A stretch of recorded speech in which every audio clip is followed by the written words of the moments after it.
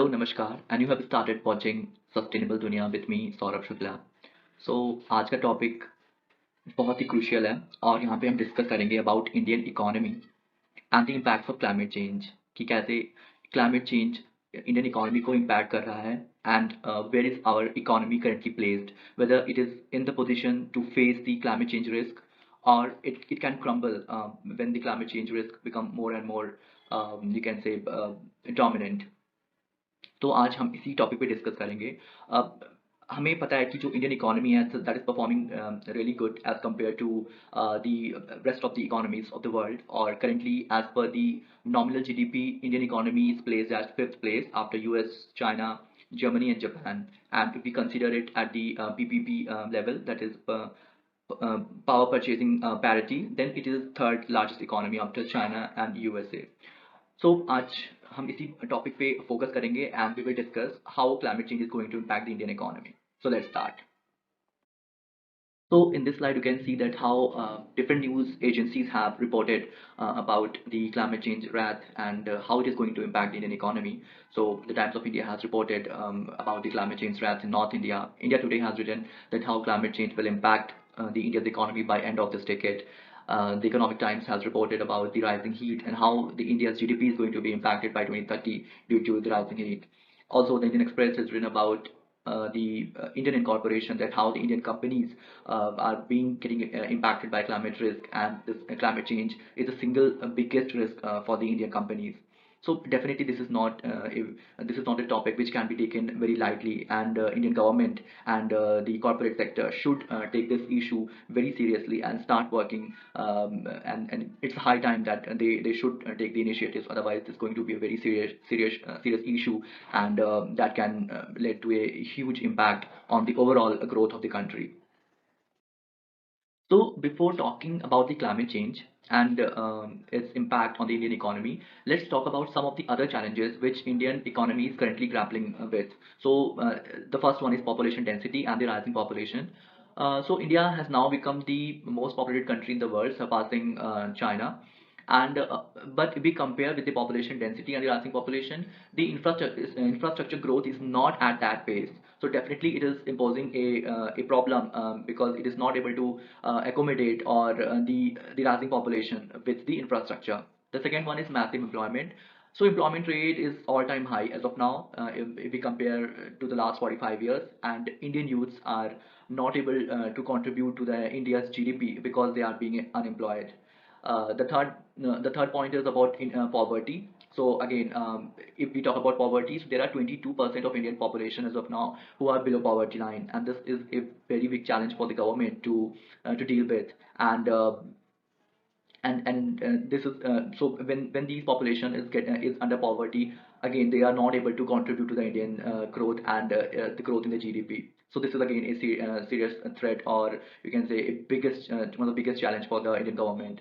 The fourth point is about rising inequalities in wealth and income. So since the Indian independence, a lot of people are being dragged out from the poverty, but one of the current challenges about the rising inequalities in the wealth and income. And if we compare the Western India and the Southern India, so there if we compare per capita GDP of these regions, then this is much higher as compared to the North India or the Central India. So definitely rich are becoming more richer and poor are become more poorer. So again, this is a point which Indian government has to deal with. The next one is about inadequate infrastructure. So again, with rising population, the people are not able to get the proper infrastructure to live in. The water supply is also not proper, and the power cuts are frequent across the country. So this is again one of the you can say important point which Indian economy has to deal with. And last but not the least is about corruption. So definitely corruption is one of the weak links in the country, and this is also creating some uh, social impact, and therefore corruption has to be like one of the most agendas of the Indian government. And from the you can say independence time, this issue has been raised time by time, and it is being handled properly. After the not able to handle properly, but due to the digitalization, some sort of you can say brake has been applied to the corruption, but overall it is still a challenge which Indian economy is facing. So now, after talking about some of the other important issues which Indian economy is currently going through, the climate change impact is the double whammy. And as per the Global Climate Risk Index 2021, which is being released by German Watch, India has ranked seventh in the list of most affected countries in terms of exposure and vulnerability to climate risk events. So definitely, India is placed at the top 10 countries in the top 10 countries, and climate risk is definitely going to impose a serious threat. So if we talk about some of the sectoral impacts which climate change will have on Indian economy, so one of them is the agriculture. So we know that agriculture plays one of the important role in the Indian economy after service sector and manufacturing sector. So definitely with climate change, there will be disruption of the crop cycles, and when these crop cycles get impacted, then this will also be impacting the overall productivity, and there will be low agricultural yield across the countries. Then definitely the agricultural output will get impacted, and its contribution towards the economy will also get impacted. Then next one is the industry. So with climate change, there will be lots of events or extreme events which will happen, and that can increase the operational cost of the companies. And if operational costs will go up, then the profits will be reduced in the industrial sector. So if the profits will get reduced, then definitely the economy will be getting hampered because they will not industries will not be able to contribute that much as they are contributing as of now. Then, if we talk about the services sector, so there is a huge pressure on the and financial service sector because of these extreme events and disasters. If we talk about the insurance claims, then climate change risk will possess a lot of you can say risk on those assets and the people, because there will be a lot of you can say damage done to the assets and properties which are being insured, or there will be a lot of health claims which will be done by the people due to different level of health cost, which is health you can say issues which is involved with the climate change. And then will be disruptions in travel and hospitalities as well because of climate change. Because let's say if a particular sector is or industry is there in a particular area where which is highly prone to the cyclones or highly prone to the floods, then definitely that particular area should be impacted, and travel and hospitality definitely will get impacted there. Then next one is increased health costs. So climate change is going to increase the incident and severity of diseases such as malaria, dengue, cholera, heat stroke, respiratory infections, and mental stress. So with rise in these kind of diseases, then the cost will also be increased. And then if we talk about the labor market, then health hazard could lead to a loss in productivity and can also cause migration from areas that are more prone to climate risk. And when health hazard will happen, then automatically productivity will go down. And when people start migrating, then the labor market will getting impacted, and the sector which is more labor intensive, they will not be able to get the labor for the work which is to be done, and that will definitely be impacting not only the industries, but also to the productivity of those that industry, which is directly linked to the economy. Last but not the least is about the damaged infrastructure. So with from the sea level rise and extreme events which is going to happen as the temperatures will go up, so there will be a large amount of damage to the physical infrastructure of the country or a particular sector or industry. So definitely this is going to hamper the productivity and the overall growth of the country. So from these sectoral impacts, we can conclude that the climate change is going to have a you can say widespread impact on the Indian economy, and if not taken seriously, this is definitely going to impose a lot of threat in the coming years. So the next question which comes in our mind is Indian economy ready? So long answer short, no, Indian economy is not that much ready to face the impact of or wrath of climate change, because there are other issues as well which India is currently grappling with, which we have already discussed in our earlier slides. There is one RBI estimate which has talked about that 4.5% of India's GDP could be at risk by 2030 due to lost labor hours from extreme heat and humidity. So, which we have already talked about in our previous slide, that how climate change is going to impact the labor market and the health of the citizens due to extreme heat and humidity. So that's what RBI is also talking about, that it will impact India's GDP as well. Then there is one more, you can say, research which has talked about that India may lose anywhere around 3 to 10% of its GDP annually by the end of the century, that is 20 to 2100. But this is only if there is no adequate mitigation policies in the country. So that's why I'm continuously saying that Indian government should work on the climate change mitigation and adaptation policies at a higher note, because if this is not to be done, then this could pose a greater threat in the coming years.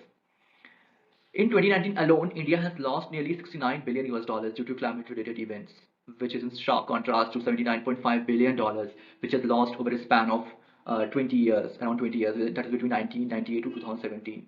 So you can directly see like the amount of dollars or money which was lost in a span of 20 years, we have lost in a single year itself.